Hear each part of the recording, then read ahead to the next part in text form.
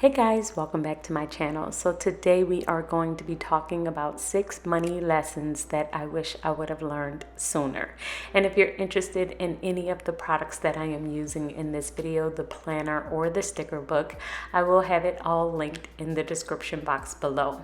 Now, I have talked about money lessons in past videos, but in this particular one, especially because it's Mental Health Awareness Month, I wanted to dive into some lessons that I have learned that are not directly related to money, but did affect my money. So these are things that I just wish I would have known sooner, because I probably would have worked on them earlier on in my journey instead of waiting years into my journey, because I just didn't realize that they related to money so much.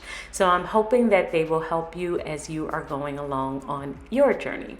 The very first money lesson that I wish I would have learned much sooner is that money is emotional.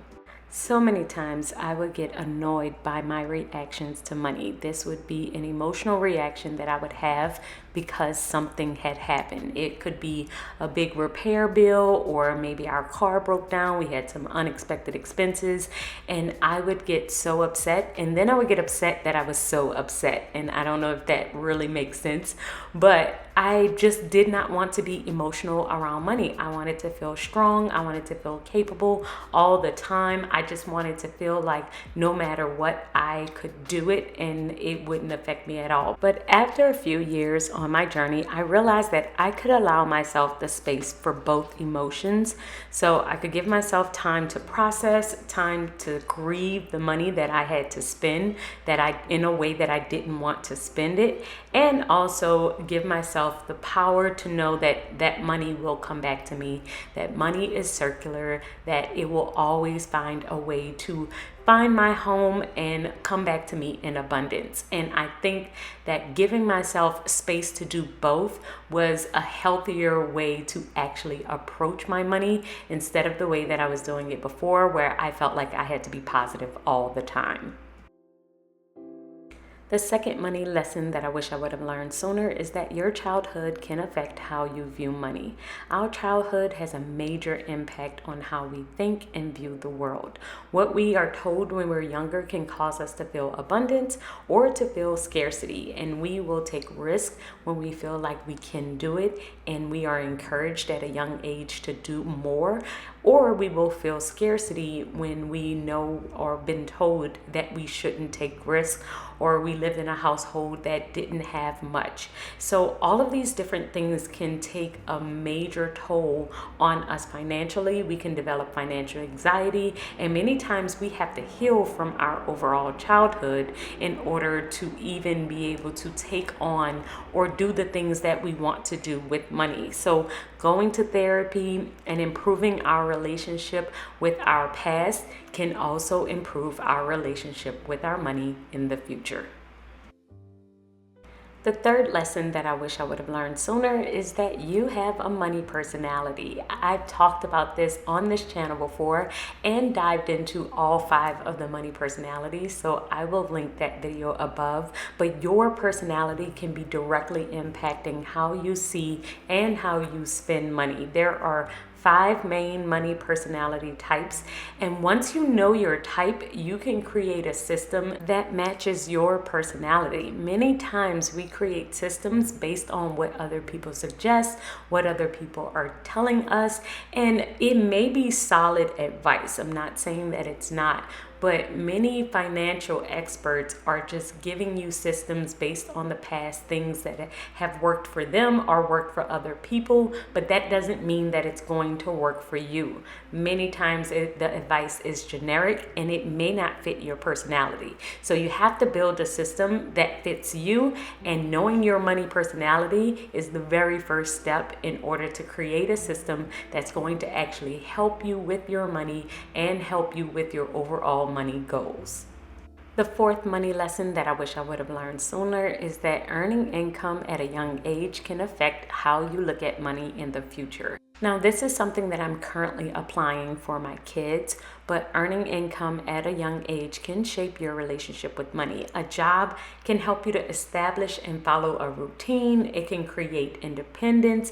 It can create more of a responsibility and help you to follow rules that are more than likely new to you. So when kids and teens take on these things at a very young age, then they start to understand how money works at a young age. And yes, we can talk to them. Yes, we can have those types of conversations at the dinner table, but there is nothing like having them experience it for themselves and spend their own money and earn their own money and see how it feels, so that they know how they're going to deal with that relationship with their money in the future. Starting that relationship at an early on age does lead to more success in the future with money later on. So this is something that I'm definitely going to apply for my kids. Now, I'm probably going to have them do small things as they're young, and then as they get older, more and more responsible things. Maybe they'll get a part-time job, but it is something that I am looking at so I can make sure